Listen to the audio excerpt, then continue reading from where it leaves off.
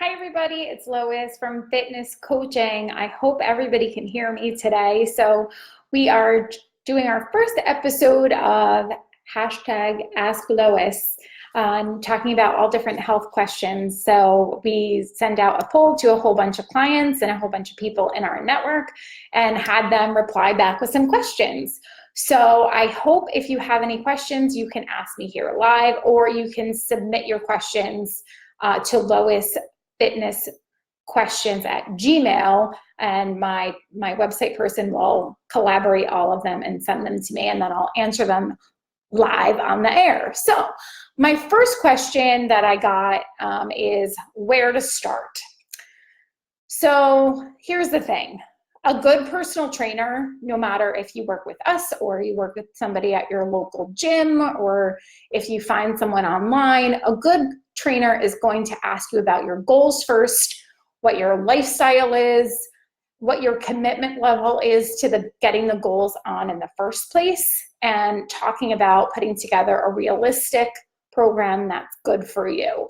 So there's no one perfect routine that's good for everybody. So just be mindful of that when you're thinking about your exercise routine, that if your friend is doing one thing, you don't necessarily have to do the same thing as them in order to get good results.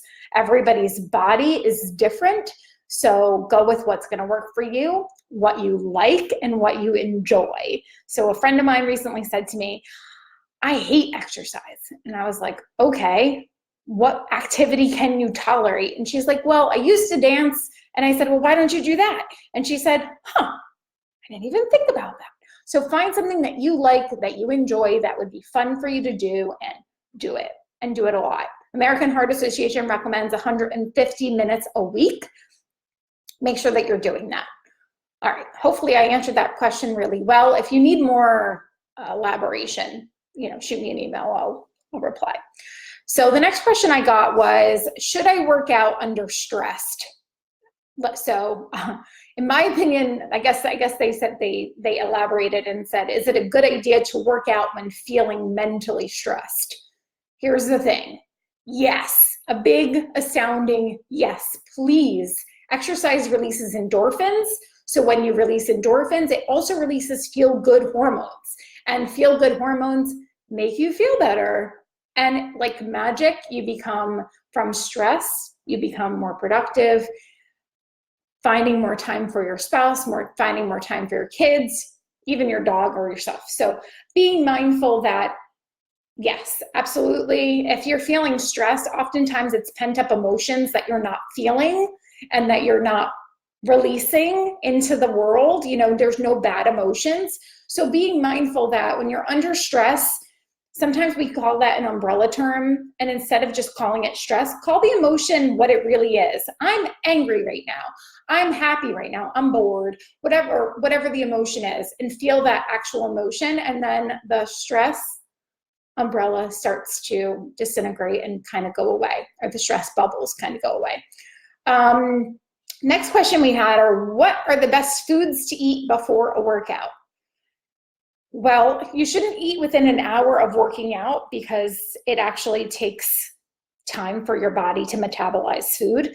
And when you eat prior to a workout, like just before a workout, it actually can slow you down. So I suggest having some kind of carbohydrate, some kind of protein. It could be something maybe only 100, 150 calories, but do eat about an hour prior to exercise. All right, the next question I have is, how soon before I see some progress? Well, that's going to depend on a lot of variables. Everyone is different. Like I said before, every body is different. So your progress will be shown by what you put into it. Everybody has the same amount of time every week, 168 hours. We all have the same number. So if you think about it, where are you spending your time? If you're only working out with a trainer twice a week and you're not doing the work on your own, or you're not doing the homework, and you're not maybe exercising or standing enough or not sleeping enough, all of those things have a potentially negative effect on your body. So if you want to see the progress, talk to your trainer, talk to your coach and say, all right, this is what I want. How do I get there? And if they don't know, find somebody who does, because there's lots of great people out there. There's wonderful people on my team, but there's a lot of great people out there that have great information. You just have to be able to feel comfortable asking the questions. The next question I have is, do you recommend any at-home workouts or any at-home companies? And of course, I recommend fitness coaching. There's a lot of great companies out there. I would just start with asking, what do you do differently? What makes you great? What separates you from everyone else that's out there? I would certainly ask about education. I would also ask if it's a group of people, if they have background checks that they do with their team, especially if you're having somebody in your home. Me personally, my thought is, if you're going to have somebody in your home, you want to make sure that they're not a criminal, or they're not on a list of some sort that could potentially be negative to your family or yourself. So being mindful about that. But my company, we come right to your home, right to in your office, right to a local park. We make it convenient so that hopefully you have the ability to, get your exercise in and get it done in a way that makes sense. The next question I have is, how many days a week should I work out?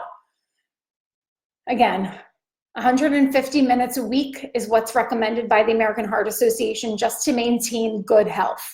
If you work out more than that, you'll see faster results in some ways, but if you work out too much, there has to be a balance of life and work. There has to be a balance of exercise and rest. You want to make sure that you're doing both. If you're doing one instead of the other, or one in too much and not enough the other one, there has to be a good balance. So 150 minutes at minimum, and I would say 6 days a week at maximum, as far from an exercise perspective. And then on the 7th day, you want to make sure that you're doing active recovery. And active recovery could mean maybe going for a walk, maybe taking an extra long walk, maybe going for a bike ride or a hike. This time of the year, it's gorgeous to be outside. Today is phenomenal. I'm going to take my kids to the park when I pick them up from school today and play tag. My kids love playing tag and hide and go seek, finding things that you can do that are making you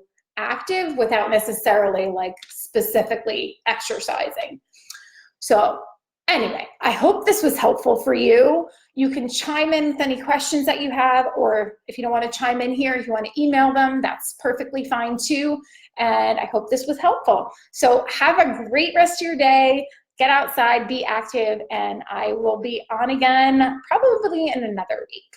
All right, talk to you later. Have a great rest of your day, guys. Bye.